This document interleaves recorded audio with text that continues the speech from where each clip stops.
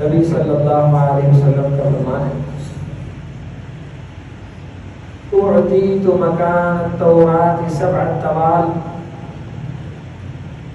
اللہ سبحانہ و تعالیٰ نے مجھے تورات کی جگہ 7 لمبی صورتیں عطا فرمائی.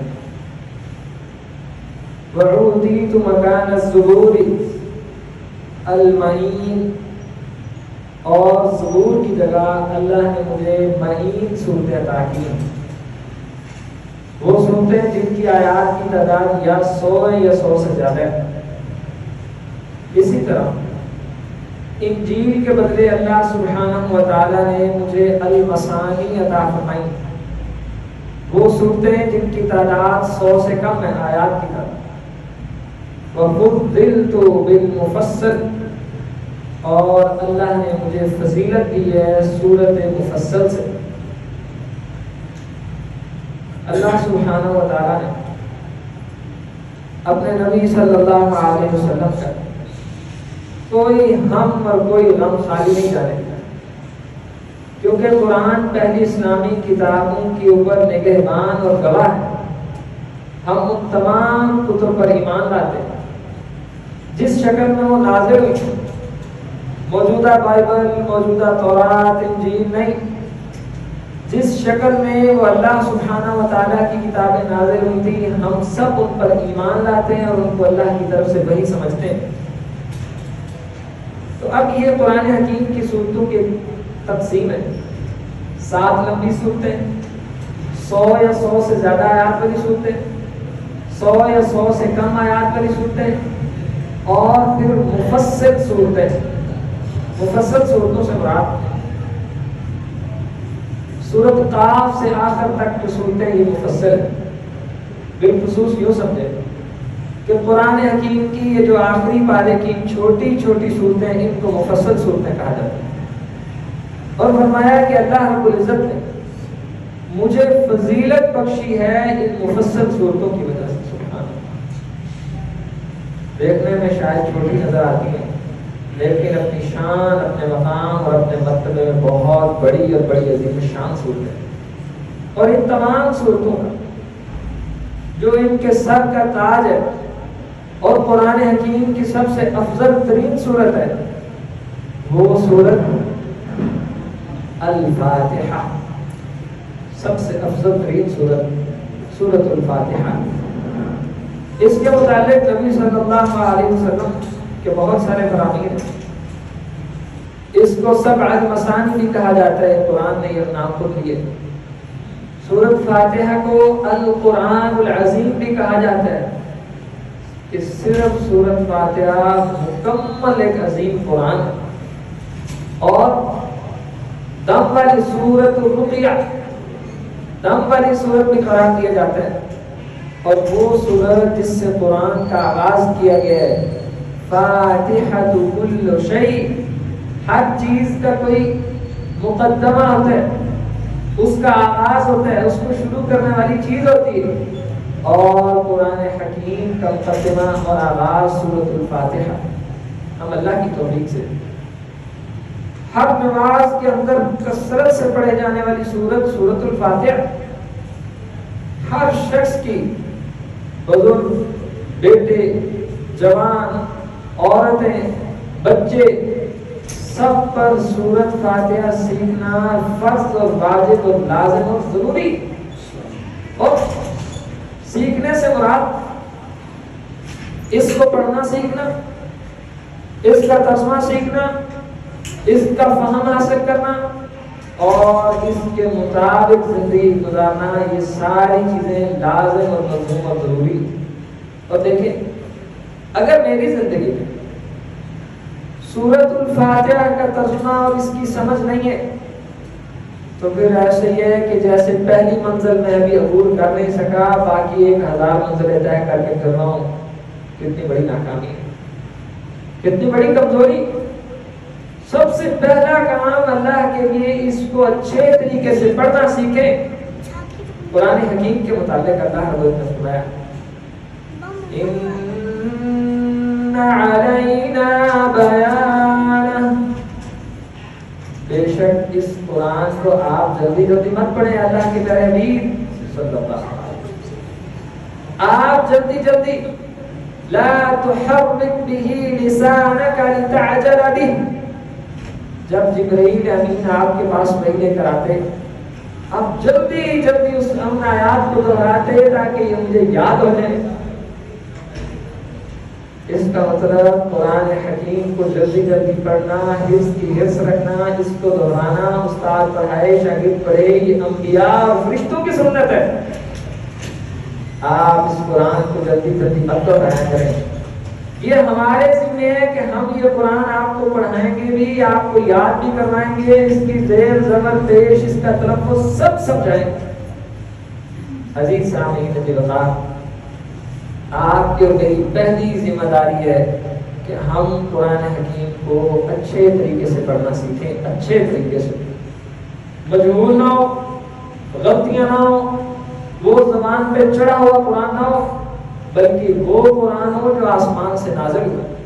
اور اس کے لیے پہلا اصول اور دستور دیکھیں، کائنات میں اللہ کے نبی صلی اللہ علیہ وسلم کا کوئی استاد نہیں ہے، اللہ تعالیٰ نے آپ کو سکھایا، فرشتے کے ذریعے سکھایا، لیکن پھر بھی دیکھیں اگر امام المرسلین نے پھر بھی فرشتے سے وہ باتیں سنی، اس کو یاد کیا، پھر ہمیں بیان کیا۔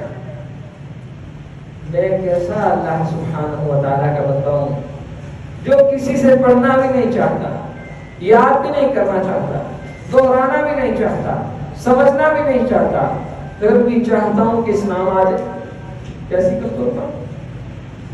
سنن نبی داؤد میں حدیث ہے، امام احمد نے اس کو بیان کیا ہے، جناب عبداللہ بن عباس فرماتے ہیں تسمعون ویسمع منکم ویسمع ممن یسمع منکم۔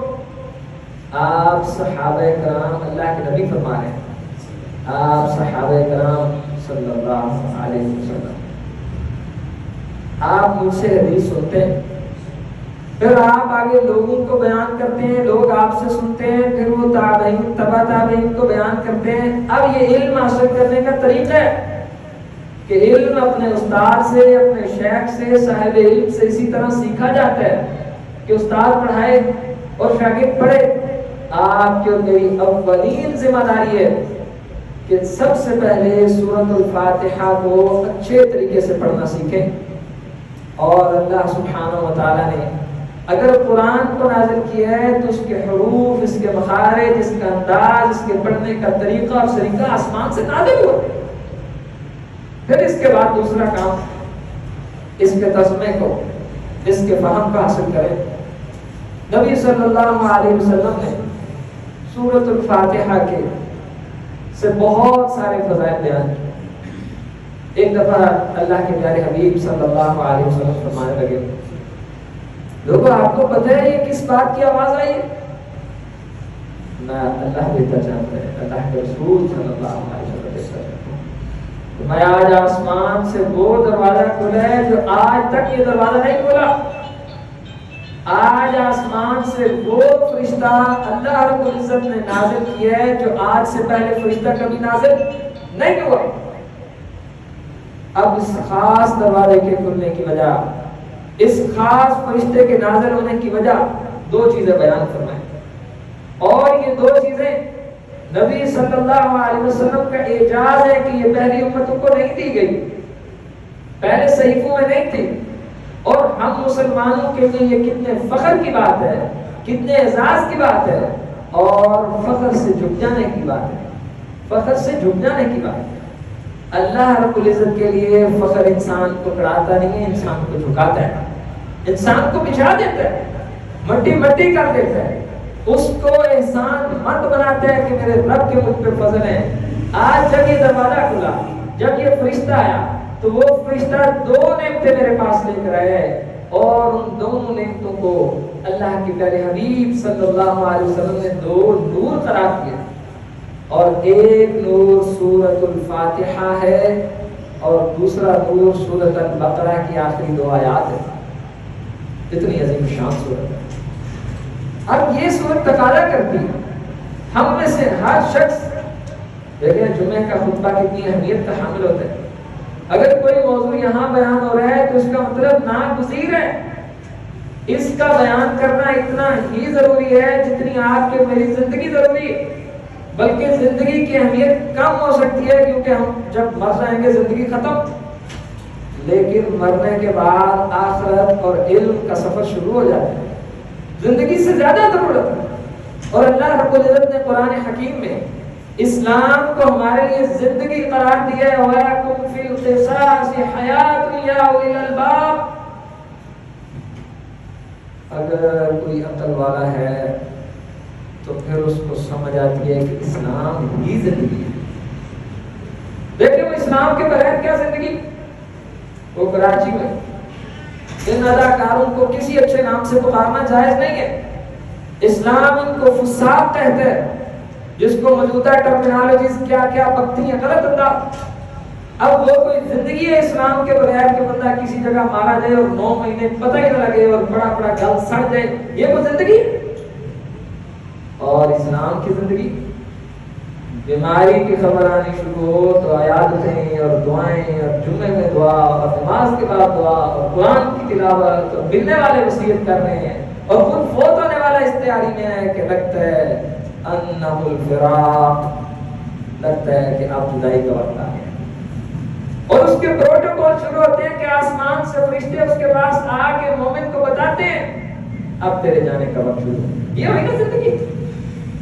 ابھی یہ مرنا اس کا اتنا خوبصورت ہے، پھر اللہ جانے بعد کے معاملات، اگر تم متقی اور نیک ہوا تو بعد کی عزت اور شان اتنی اعلیٰ ہے کہ نبی صلی اللہ علیہ وسلم نے فرمایا جب کوئی نیک روح آسمان میں پہنچتی ہے فرشتے کہتے ہیں مرحبا، خوش آمدید، کتنا خوبصورت انسان ہے، اتنی پیاری خوشبو اس سے آ رہی ہے، یہ کون ہے اور کس کی روح لے کے آئے ہو؟ اور دوسرے فرشتے جواب دیتے ہیں کہ یہ فلاں فلاں اللہ کا بندہ ہے، اس کا پروٹوکول۔ تو زندگی اسلام میں، اور اسلام کیا ہے؟ اللہ اور اس کے رسول کی بات اسلام ہے، اور اللہ کی بات میں سے سب سے افضل ترین صورت، سب سے افضل ترین صورت سیکھیں گے نا انشاءاللہ، دہرائیں گے نا استاد کے سامنے، اور یہی طریقہ ہے۔ اگر آپ کی بڑائی آپ کے سامنے رکاوٹ ہے کہ آپ کسی استاد کے سامنے بیٹھ کے نہیں پڑھ سکتے تو یہ پھر آپ میں تکبر کے جراثیم ہے۔ مومن تو مٹی ہوتا ہے، جھکا ہوا ہوتا ہے، اور اللہ کے لیے تو جھکنا اس کو بڑا پسند ہوتا ہے۔ دیکھیں ہم نماز میں سجدہ کرتے ہیں، یہ اللہ کے لیے جھکنا ہے، اللہ کے لیے عاجزی اختیار کرنا ہے۔ میں پھر گزارش کروں گا بالخصوص اپنے بزرگوں سے، سلف صالحین کہتے تھے کہ جب داڑھی اور بال ایک سفید آ جاتا کہتے کہ اب رہی صحیح مولت کی ختم اور یہ موت کی علامت ہے۔ نہ وقت تو آپ کے پاس ہے نہ میرے پاس ہے، لیکن جن میرے بزرگوں کے بیٹیوں کے ماؤں کے بھائیوں کے بالوں میں سفیدی اور چاندی آنا شروع ہوئی ہے وہ اپنی رفتار کو بڑھائیں آخرت کی طرف، اور آخرت کی تیاری میں پہلا سبق یہ ہے کہ کم از کم اللہ کے قرآن میں سے سب سے افضل ترین سورت جو آپ نے 24 گھنٹے پڑھنی ہے وہ تو ادا کرنی صحیح ہے۔ ایک میں مثال دیتا ہوں، اللہ نے نازل کیا الحمدللہ رب العالمین، بس یہ صحیح ہے، باقی سب غلط۔ الحمدللہ غلط، اللہ کا انداز نہیں ہے۔ اور اگر کسی کی زبان موٹی ہو چکی ہے بڑھاپے کی وجہ سے، عمر کی وجہ سے، وہ اس کو پڑھے، اس پہ محنت کرے، اللہ اس کو ڈبل اجر دیں گے، اس کی اصلاح ہو جائے گی۔ اصلاح نہیں بھی ہوگی تو اس کو اس کوشش کا اجر ملے گا، اجر تو ضرور ملے گا۔ اللہ کے حضور یہ عذر تو ہوگا کہ یا اللہ میں نے سفر شروع کر دیا تھا بس پتہ لیٹ چلا۔ لیکن عزیز سامعین عزیز وقار، میں اللہ کے لیے بڑے درد دل سے، اصل موضوع یہ نہیں تھا لیکن شاید کہ یہ موضوع سے زیادہ ضروری ہے۔ کم از کم اوپر سے دیکھ کے قرآن پڑھنا تو مسلمان کی ذمہ داری ہے۔ تو جناب ہارون رشید کی اہلیہ کے بارے میں آتا ہے کہ ان کی 100 خادمہ تھی، 100 لوٹیاں تھیں، 100، اور سب کی سب قرآن کی حافظہ تھیں۔ تو جب ان کے محل میں کام کاج ہو رہا تھا تو قرآن کی تلاوت کی آواز ایسے بھنبھنا رہی ہوتی جیسے شہد کی مکھیوں کے پروں کی آواز آ رہی۔ عزیز ساتھیوں، میں آپ سے حفظ کی تھوڑی گزارش کر رہا ہوں، میں تو آپ کو آپ کے رب کا واسطہ دے کے سمجھانے کی کوشش کر رہا ہوں، اللہ کے لیے اللہ کے بندو اس جھوٹی شرم کو اتار پھینکو، اور اللہ کے حضور سب سے پہلے اپنا معاملہ درست کرنے کی پہلی علامت کہ اللہ کی کتاب انسان کو اوپر سے دیکھ کے صحیح پڑھ جانی چاہیے، اور اس کا آغاز کہاں سے کرنا ہے؟ بسم اللہ سے نہیں، بسم اللہ، بسم اللہ نہیں ہوتا، بسم اللہ ہوتا ہے، اللہ نہیں ہوتا، اللہ ہوتا ہے، فرق ہے۔ کیا دلیل ہے اس کی؟ ان علینا بیانہ، یہ اس کی دلیل ہے۔ کیا دلیل ہے کہ بسم اللہ نہیں ہوتا بسم اللہ ہوتا ہے؟ دلیل ہے کہ اللہ نے قرآن میں کہا ہے کہ ہم نے قرآن نازل بھی کیا ہے، ہم نے آپ کو سکھایا بھی ہے، ہم آپ کو یاد بھی کروائیں گے، اور اس کا طریقہ، اس کا سلیقہ پڑھنے کا سب کچھ ہم سکھائیں گے، آگے آپ امت کو سکھاتے رہیں۔ نبی صلی اللہ علیہ وسلم نے صحابہ کرام اس کام پہ فکس کیے ہوئے تھے، جن کی صرف ذمہ داری تھی کہ وہ قرآن پڑھاتے تھے۔ اور ابی بن کعب کو جب یہ فوت ہوئے، ابی بن کعب، صحابہ کرام میں قرآن کے سب سے بڑے قاری جناب ابی بن کعب جب یہ فوت ہو گئے رضی اللہ عنہ، تو مدینہ میں کوہرام مچا ہوا ہے، لوگ ہی لوگ ہیں۔ ایک راوی دوسرے سے پوچھنے لگا کہ آج مدینہ میں کیا معاملہ پیش آیا ہے، آج یہ رش کس بات کا مدینہ میں؟ فرمانے لگے کہ آج سید المسلمین، آج مسلمانوں کے سب سے بڑے سردار جناب ابی بن کعب فوت ہو گئے، سید المسلمین، یعنی قرآن پڑھانے والے کا لقب مسلمانوں کے ہاں مسلمانوں کا سردار ہوتا تھا، اور مسلمانوں کے نزدیک امامت کا حق وقت کے حکمران کو ہے، اور اس امامت کے حق پر اس بندے کو یہ اعزاز حاصل ہے کہ وہ امامت کروائے جو قرآن کا سب سے بڑا عالم ہے۔ یہ سب فضیلتیں اس قرآن کی وجہ سے ہیں، اور آپ کی اور میری امت محمدیہ کی فضیلت کی بڑی وجہ یہ اللہ کا قرآن ہے۔ تو جب آپ اور ہم محض قرآن کو اوپر سے دیکھ کے پڑھنے سے بھی محروم ہو جاتے ہیں، ہم اپنے سارے مقام، سارے مرتبے، سارے شان سے دھڑام سے زمین میں گر جاتے ہیں۔ ہم کو عزت اور عروج کی بڑی بڑی منازل کو اپنے ہاتھوں سے چھوڑ کے زمین کی تہ اور پاتال میں اور بہت بڑی پستی اور ذلت میں خود اپنے آپ کو گرا دیتے ہیں۔ جب انسان خود اپنے عمل سے اپنے آپ کو اتنا ذلیل کر لے، پھر اللہ کے یہاں اس کی کوئی مقام باقی رہتا ہے؟ اور یہی وہ قرآن ہے جو القرآن حجت لک وحجت علیک۔ یہ قرآن کی صرف دو شکلیں عزیز ساتھیوں، یا یہ قرآن آپ کے حق میں سفارشی آئے گا یا آپ کے خلاف کھڑا ہوگا، کوئی تیسری شکل نہیں۔ میں اپنے گریبان میں جھانکوں میری عزیز بہنوں بھائیوں بیٹوں، اپنے گریبان میں جھانکوں کہ آج اس لمحے قرآن میرا سفارشی ہے یا معاملہ کچھ اور خطرناک نظر آتا ہے۔ اگر معاملہ خطرناک نظر آتا ہے، کتنا آسان راستہ ہے ایسے اللہ سے اس کا فضل مانگا جائے، توبہ استغفار کی جائے اور پھر شروع کر دیا جائے۔ اب دیکھو بچے کیسے قرآن سیکھتے ہیں، آپ میں سے کتنے سعادت مندوں کے بچے حافظ ہوں گے؟ ایک ایک الف اور با سیکھتے ہوئے بھی کئی دن لگ جاتے ہیں، ہفتے اور مہینے لگ جاتے ہیں۔ اگر ایک چھوٹا معصوم بچہ قرآن کو ایسے سیکھتا ہے، آپ اور ہم بے شک جتنے بڑے ہو گئے ہیں اپنے اللہ کے لیے بچے بن جائیں، اس کو سیکھیں اپنی آخرت کی خاطر، اس کو سیکھیں اللہ کو خوش کرنے کی خاطر۔ اور آپ تو کتنے خوش نصیب ہیں، این ممکن ہے میں قرآن سیکھوں اور میرا قرآن مجھے جہنم میں لے جائے، اعاذنا اللہ منہ، اللہ ہمیں سے بچائے۔ سمجھیں، میں قرآن سیکھوں اور میرا قرآن اعاذنا اللہ منہ وإياکم، اللہ آپ کو مجھے سے بچائے۔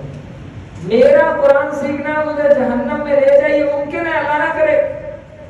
اس کی وجہ میں اس لیے سیکھوں کہ دنیا کہے کیا بات ہے بھائی صاحب، کیا قرآن پڑھتے ہیں، سکون آتا ہے، کیا لہجہ اور تلفظ ہے، ہم تو آتے ہی آپ کا قرآن سننے۔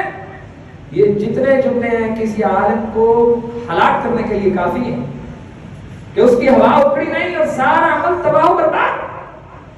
لیکن آپ کتنے سعادت مند ہیں کہ آپ جب بھی قرآن سیکھیں گے، آپ نے کون سا جمعہ پڑھانا ہے، لوگوں کے سامنے آنا ہے، آپ نے تنہائی میں قرآن پڑھنا ہے، یا اپنے گھر میں قرآن پڑھنا ہے اور آپ کے قرآن کی تلاوت آپ کے رب نے اپنے عرش پہ سننی ہے. سبحان اللہ. کتنا پیارا ہوتا ہے. کوئی ریاکاری کا خطرہ نہیں, کوئی اور وجہ نہیں, نہ آپ کو کوئی نوکری چاہیے نہ جہاد چاہیے, آپ کو صرف قرآن اس لیے چاہیے کہ آپ کی آخرت صحیح ہو جائے. تو دیر کس بات کی؟ سب سے پہلا حق کم از کم اپنی سورۃ الفاتحہ صحیح کریں گے انشاءاللہ. اللہ ہمیں توفیق عطا فرمائے. اگر اللہ تعالیٰ اس کو آسان کر دے گا تو بھائی وہی آسان ہوگا, ورنہ ہم اپنی ہمت اور طاقت سے یہ کام کر نہیں سکتے. پہلی فضیلت کہ یہ وہ نور ہے جو آسمان سے اترا ہے. دوسری فضیلت سورۃ الفاتحہ کے بارے میں نبی صلی اللہ علیہ وسلم کے چند صحابہ کرام کسی سفر پہ جا رہے تھے اور راستے میں آپ نے واقعہ سن رکھا ہے کہ انہیں پتا چلا کہ کوئی آدمی اس کو سانپ نے ڈس دیا. لمبا واقعہ اختصار سے, اب ان صحابہ کرام نے اس سانپ پر ڈسے ہوئے سردار پر سورۃ الفاتحہ سے دم کر دیا. جب یہ معاملہ اللہ کے نبی کے پاس آیا تو نبی صلی اللہ علیہ وسلم نے پوچھا, آپ کو کس نے بتایا کہ یہ رقیہ ہے, یہ دم ہے؟ انہوں نے فرمایا اللہ کے رسول, ہم نے اپنا اجتہاد کیا, ہم نے سوچا کہ جو قرآن کا حصہ پڑھ دیتے شفا تو اللہ نے دے. کون شفا دیتے ہیں؟ دوائی نہیں دیتے, اللہ کے اطاعت. دم فلاں فلاں کچھ شفا نہیں دیتے, اللہ سبحانہ و تعالیٰ شفا دیتے ہیں. تو نبی صلی اللہ علیہ وسلم نے فرمایا کہ تم نے درست کام کیا کہ واقعی یہ دم والی صورت ہے, اور جو اس سے شفا طلب کرتے ہیں اللہ تعالیٰ اس کو اس سے شفا عطا فرماتا ہے. یہ سورۃ الفاتحہ ہے. چھوٹے موٹے مسئلے ہمارے مسئلے پیراڈاکس سے حل ہوتے ہیں. اگر ایمان اور عقائد کی مضبوطی ہو جائے تو ہمارے مسئلے سورۃ الفاتحہ سے حل ہو جائے. بس سورۃ فاتحہ پڑھتا ہوں اللہ تعالیٰ شفا دے گا. یہ اعتقاد کی خرابی ہے جو محض شاید گولیوں اور ڈاکٹروں اور دوسری چیزوں پہ جڑ گئی. آپ کے پاس کتنا عظیم الشان خزانہ ہے جو آسمان سے اترا ہے, جو امت محمدیہ کا وصف ہے, جس کو لے کے آنے والے خاص فرشتے ہیں, جس کے لیے خاص دروازہ کھلا ہے. اور صرف یہ نہیں, ایک واقعہ اور حدیث میں آتا ہے, کچھ صحابہ کرام نے, ایک بندہ زنجیروں سے جکڑا ہوا تھا, مجنون تھا, پاگل تھا, اب نارمل اور دیوانہ تھا. جب اس پر دم کیا سورۃ الفاتحہ سے تو اللہ نے مجنون اور دیوانے کو شفا عطا فرمایا.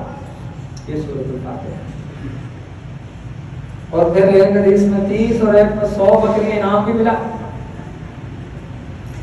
نبی صلی اللہ علیہ وسلم کے ایک صحابی ہیں, آپ نے ان سے فرمایا کہ ابو میں نے آپ کو بلایا تھا, آپ آئے کیوں نہیں؟ کہنے لگے اللہ کے رسول میں نماز پڑھ رہا تھا صلی اللہ علیہ وسلم. فرمایا کہ آپ نے اللہ کا قرآن نہیں سنا؟ اے ایمان والو, جب تمہیں اللہ اس کے رسول بلائیں تو فوراً اللہ اس کے رسول کی طرف لپکو. تو اگر کوئی نفل نماز پڑھ رہا ہے, نفل نماز, اور والدین کا حکم آئے تو یہی درست بات ہے کہ وہ نفل توڑ کے اپنی ماں کی بات سنیں. اللہ, اس مسئلے کی گہرائی میں اترے ذرا. کتنا ہلکا اور آسان ہو گیا ہمارے لیے ماں باپ کی بات پہ نہ کرنا. یہاں تو یہ مسئلہ ہے کہ آپ اللہ کے حضور کھڑے ہو, نماز افضل ترین حالت ہے اللہ کے حضور کھڑے ہونے کی, لیکن جب والدین کا حکم آئے تو پھر اس رب نے حکم دیا ہے جس کی آپ عبادت کر رہے ہو کہ ان کی بات سنو. تو جب وہ صحابی نبی صلی اللہ علیہ وسلم مسجد سے باہر جانے لگے تو انہوں نے یاد کروایا, اللہ کے رسول صلی اللہ علیہ وسلم آپ نے فرمایا تھا کہ مجھے یاد کروانا, میں نے آپ کو یاد کروانا ہے کہ وہ کون سی آپ نے مجھے خاص بات فرمانی تھی. فرمایا کہ وہ خاص بات یہ ہے کہ اللہ تعالیٰ نے مجھے قرآن عظیم اور 7 المثانی 7 بار بار پڑھی جانے والی آیات سورۃ الفاتحہ سے نوازا, اور یہ قرآن کی سب سے افضل ترین سورت ہے. اب اللہ کے پیارے حبیب صلی اللہ علیہ وسلم مسجد میں صحابہ کرام کو یہ تعلیم کا انداز ہے کہ سوال کرنا اور پھر اگلے کو سوچنے پہ مجبور کرنا کہ اگلا سوچے, ذہن دورائے, اور پھر اچھے طریقے اور اہتمام سے بتانا کہ وہ خاص بات یہ تھی. اس طرح پکڑ پکڑ کے صحابہ کرام کو سورۃ الفاتحہ کی فضیلت بتا رہے ہیں کہ یہ بڑی عظیم شان سورت ہے. اللہ کے اس کا بڑا مقام ہے, بڑا مرتبہ ہے, اور اس کی شان اور مقام کے لیے کیا یہ کافی نہیں ہے کہ جناب ابو ہریرہ فرماتے ہیں نبی صلی اللہ علیہ وسلم نے فرمایا جس شخص نے نماز پڑھی اور نماز میں سورۃ الفاتحہ نہ پڑھی تو اس کی نماز کی شان بھی سورۃ الفاتحہ سے جڑی تھی، اور نماز کے اہم ترین ارکان میں سے جس کی فاتحہ رہ گئی گویا اس کی نماز ہی نہیں۔ جناب ابو ہریرہ فرمانے لگے اللہ کے رسول اگر ہم امام کے پیچھے ہو پھر بھی؟ فرمایا ہاں اگر امام کے پیچھے ہو تو دل میں پڑھ لیا کرو، اور اس میں امام کو چاہیے وہ جو قرآن کی آیت ہے کہ جب قرآن پڑھا جائے فاستمعوا له وانصتوا، جب قرآن پڑھا جائے تو خاموشی سے سنو تاکہ تم پر رحم کیا جائے۔ امام کو چاہیے کہ وہ مقتدیوں کے لیے آسانی پیدا کرے، الحمدللہ رب العالمین۔ اب وقفہ دے، سکتہ دے تاکہ پیچھے مقتدی بھی پڑھ لے الحمدللہ رب العالمین، یا شروع میں وقفہ دے یا آخر میں وقفہ دے۔ جب یہ امام کی طرف سے غلطی ہوتی ہے پھر ہمیں ظاہری طور پہ لگتا ہے کہ قرآن اور حدیث ٹکرا گئے، حالانکہ اللہ اور اس کے رسول کی بات کبھی بھی آپس میں ٹکرا سکتی نہیں ہے، کیونکہ وحی کہاں سے آئی ہے؟ اللہ کے نبی پر وحی کہاں سے آئی ہے اور قرآن کہاں سے آئی؟ تو دونوں وحی ہوئی ہے۔ آج دنیا میں کوئی عام سے عام بندہ بھی اگر جگہ جگہ پہ اپنا بیانیہ بدلے تو لوگ اس کا اعتبار نہیں کرتے، ایک مجلس میں ایک بات کرتا ہے، دوسری میں دوسری کرتا ہے۔ یہ کیسے ہو سکتا ہے؟ اللہ سبحانہ و تعالیٰ کی ہی دو باتیں، ایک اس کے رسول کی زبان سے، ایک اللہ سبحانہ و تعالیٰ کی کتاب میں، دونوں آپس میں ٹکرا سکتی؟ ہمارے سمجھنے میں فرق ہوتا ہے، یا کہیں حدیث اس کے روایت سند صحیح نہیں ہوتی، یا ہماری اپنے سمجھنے میں کمی ہوتی ہے۔ آپ اس مسئلے کو فردوہ الی اللہ و الی الرسول، آپ اس مسئلے کو کسی اہل علم اور عالم پر پیش کریں، وہ آپ کو مسئلہ حل کر دے گا۔ اب حدیث کہتی ہے کہ سورۃ الفاتحہ پڑھو، امام کے پیچھے ہو پھر بھی پڑھو۔ قرآن کہتا ہے جب قرآن پڑھا جائے تو خاموش رہو، عام بندہ کہتا ہے قرآن کی مانو یا حدیث کی؟ بھائی دونوں میں کوئی اختلاف نہیں ہے، آپ قرآن پہ بھی عمل کرو، حدیث پہ بھی عمل کرو، بس امام پیچھے والوں کو تھوڑی سی گنجائش دے۔ اور دوسرا، اگر امام گنجائش نہ بھی دے تو جس قرآن کو اللہ کے نبی صلی اللہ علیہ وسلم قرآن کے شارح ہیں، آپ نے شرح کی ہے قرآن کی، قرآن کی تفسیر کی ہے، قرآن کو کھول کے بیان کی ہے، اس قرآن کے مطابق زندگی گزار کے دکھائی ہے، وہ اللہ کے حبیب فرما رہے ہیں کہ جب پورا قرآن پڑھا جائے تو خاموش رہا کرو، لیکن جب سورۃ الفاتحہ پڑھی جائے تو یہ بھی ساتھ پڑھا کرو۔ یہ ایکسپشنل کیس ہے، کوئی بڑی بات نہیں۔ انسان کا اگر دل سلیم ہو تو بات سمجھنے میں آسانی ہوتی ہے۔ آخری فضیلت اور شاید کہ جتنے فضائل بیان میں ان سب سے بڑھ کے یہ فضیلت، اللہ ہر شخص کو سورۃ الفاتحہ سے محبت ہونی چاہیے، وہ اس کے مسائل کو اپنی انگلیوں پہ جانتا ہو، اس کا ترجمہ اس کو رات خواب اور نیند میں بھی آتا ہو، ایسا تعلق ہونا چاہیے سورۃ الفاتحہ سے۔ دے دو زندگی کے 1-2 سال، روزانہ کے 2-3 گھنٹے صرف سورۃ الفاتحہ کے لیے، اللہ سبحانہ و تعالیٰ آپ کے سینے کھول دے گا، دل منور کر دے گا، آپ کو اپنی نمازوں میں اللہ کے ساتھ تعلق کی مٹھاس محسوس ہوگی۔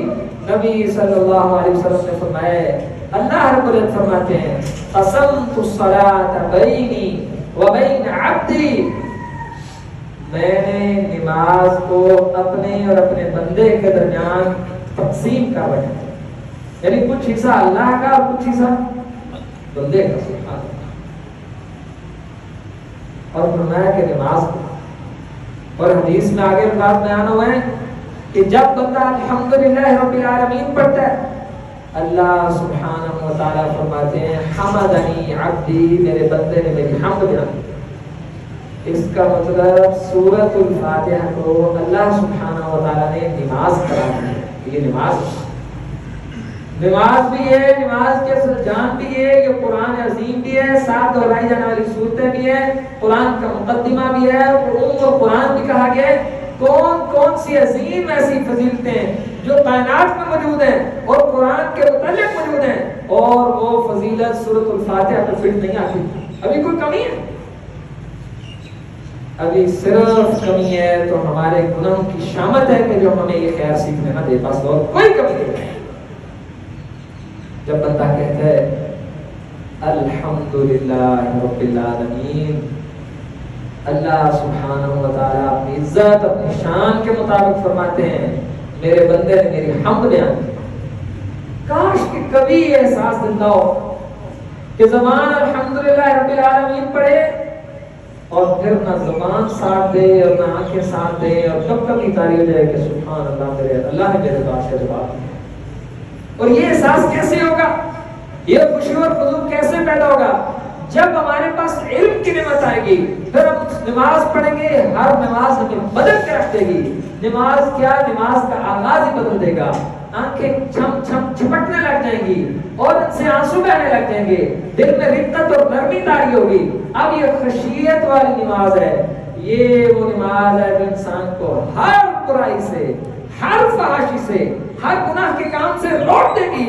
क्यों? क्योंकि इसकी नमाज इल्म के साथ और दिल वाली नमाज है। जब बंदा कहता है अल्हम्दुलिल्लाह रब्बिल आलमीन, क्या जवाब देते हैं अल्लाह सुब्हानहू व तआला? मेरे बंदे ने मेरी हम्द बयान की। अर्रहमानिर रहीम, मेरे बंदे ने मेरी पाकी और बड़ाई बयान की। मालिक यौमिद्दीन, मेरे बंदे ने मेरी बुजुर्गी बयान की। और एक हदीस में कि अब मेरे और मेरे बंदे के दरमियान ये बात मुश्तरक है, इय्याका नअबुदु व इय्याका नस्तईन। अब जो ये मुझसे मांगेगा मैं इसको अता करूंगा। फिर हम अल्लाह सुब्हानहू व तआला से अजीम शान दुआ मांगते हैं, इहदिनस सिरातल मुस्तकीम, ऐ अल्लाह मुझे सीधा रास्ता दिखा। और सिरात मुस्तकीम हम इसकी तफसीर करेंगे इंशाअल्लाह। इसकी सिरात की एक तफसीर की गई है कि सिरात रास्ते से मुराद कुरान है। एक तफसीर की गई कि सिरात से मुराद इस्लाम है। एक शरह तफसीर की गई सिरात से मुराद खुद अल्लाह के रसूल है सल्लल्लाहु अलैहि वसल्लम। और जनाब अब्दुल्लाह बिन मसूद ने इसकी तफसीर की है कि सिरात से मुराद अबू बकर उमर रज़ियल्लाहु अन्हु। या अल्लाह मुझे वो रास्ता दिखा जो अबू बकर उमर का रास्ता है। अल्लाह वो रास्ता दिखा जो अल्लाह के रसूल का रास्ता है, जो कुरान का रास्ता है, जो इस्लाम का रास्ता है। ये सब बातें बराबर और यकजा हैं। अल्लाह ताला हमारे दिल में इस अजीम सूरत की मोहब्बत पैदा फरमाए। और अव्वलीन फरीज़ा हम आज से ही अपना सीखने का इंतजाम करें कि हमने इस सूरत को ऊपर से देख के भी इसके नाज़रे की भी इस्लाह करनी है और इसके तर्जुमे तफसीर के लिए भी अल्लाह से उसका फजल मांगना है। हाज़ा मा काना इंदी वल्लाहु अअलम बिस्सवाब।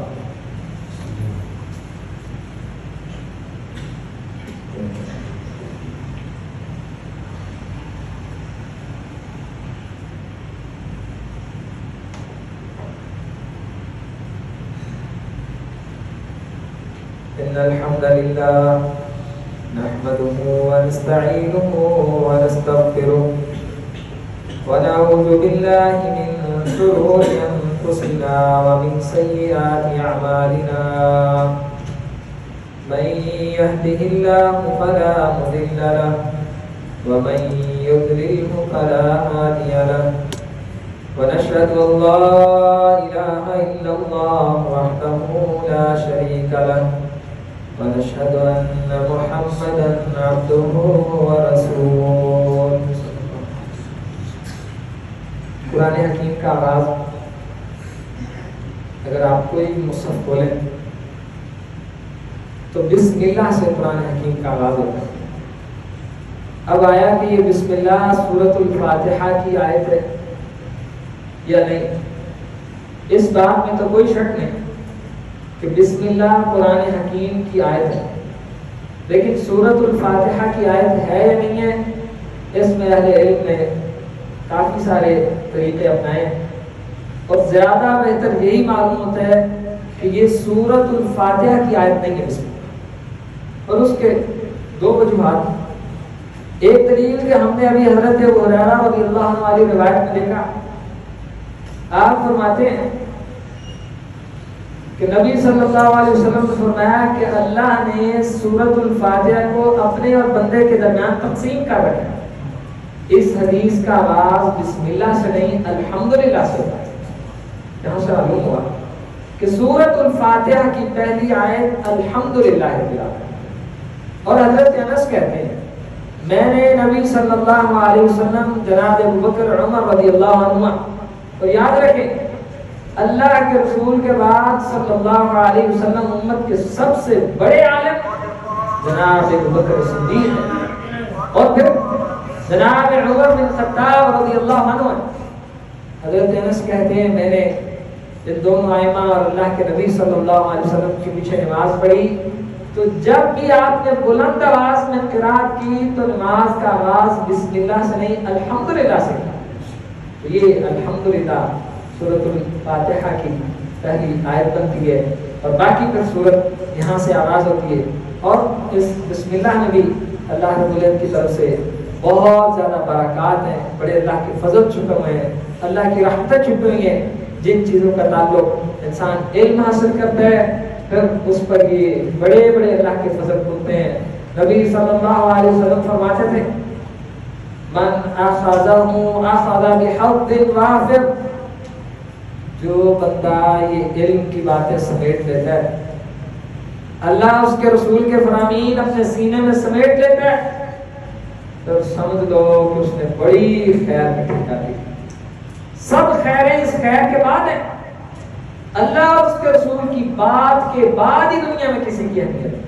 جتنی میرے رب کی مقام، جتنی میرے رب کا مقام اور شان ہے، اتنی ہی میرے رب سبحانہ و تعالیٰ کی بات کی عزت اور شان ہے۔ اللہ رب العزت ہمیں سمجھنے کی توفیق عطا فرمائے۔ آپ میں سے اکثر سعادت مند ہوتے ہیں ہر جمعے عشاء کی نماز کے بعد ایک تحریر کا کورس یہاں جاری ہے، عشاء کے بعد یا آپ مجھ سے رابطہ کرتے ہیں، مغرب کے بعد ممکن ہے۔ جو اس سعادت سے فائدہ حاصل کر سکتے ہیں ضرور کریں، اور یہ ہمارے پاس موقع زندگی میں کم آتے ہیں، تو جب آئے انسان اس کو سمیٹ لے پھر اللہ تعالیٰ بندے کو اگلا موقع دیتے ہیں۔ جب بندہ پہلا موقع ہی ضائع کر دے پھر وہ اس قابل ہے کہ اس کو دوسرا دیا جائے، وہ اس قابل تو نہیں ہے، لیکن اللہ کا فضل ہے کہ اللہ تعالیٰ اسے پھر بھی بار بار موقع دیتے ہیں اور پھر بار بار کے بعد پھر چھٹی ہوتی ہے۔ دعا کریں اللہ تعالیٰ مسلمانوں کو عزت دے، مظلوم مسلمانوں کی مدد فرمائے، بیماروں کو شفا دے۔ اللهم اعز الاسلام والمسلمين، اللهم اذل الشرك والمشركين، اللهم دمر اعداءك واعداء الدين، اللهم انجنا اخوان المسجونين من السجن الكفار، اللهم احفظ بلادنا وبلاد المسلمين یا ارحم الراحمین یا اکرم المکرمین۔ اللهم ارحم على حالنا ولا تنظر إلى سوء أعمالنا، اللهم اشف مرضنا ومرضى المسلمين، اللهم اسق عبادك وبهائمك وانشر رحمتك واحيي بلدك الميت، اللهم اغفر لنا إخواننا الذين سبقونا بالإيمان، اللهم اغفر لهم وارحمهم إنك أنت الغفور الرحيم۔ ربنا مالكنا خالقنا يا ذا الجلال والإكرام، تقبل منا إنك أنت السميع العليم، وتب علينا إنك أنت التواب الرحيم، وصلى الله تعالى على النبي الكريم۔